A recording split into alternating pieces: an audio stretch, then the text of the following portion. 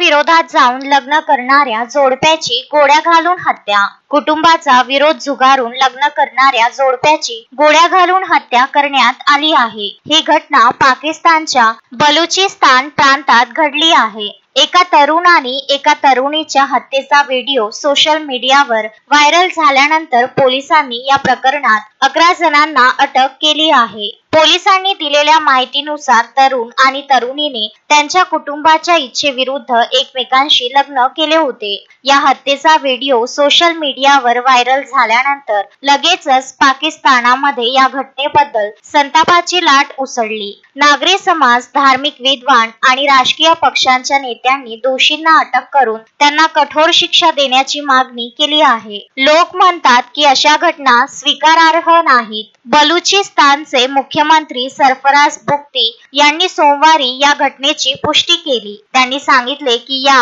Honour killing प्रकरणात 11 संशयितांना अटक करण्यात आली आहे। सरकारी प्रवक्ते शाहिद रिन म्हणाले की या प्रकरणाची चौकशी सुरू आहे। व्हिडिओमध्ये जड शस्त्रांनी सज्ज असलेले काही लोक एका तरुण आणि तरुणीवर गोळ्या झाडून त्यांची हत्या करताना दिसत आहेत। पाकिस्तानमध्ये दरवर्षी खोट्या अभिमानाच्या नावाखाली मोठ्या संख्येने लोकांची हत्या केली जाते। आकडेवारीनुसार त्यांचे बहुतेक बळी महिला आहेत। पाकिस्तानच्या मानवाधिकार आयोगाच्या मते दरवर्षी सुमारे 1000 महिलांची खोट्या अभिमानाच्या नावाखाली हत्या केली जाते।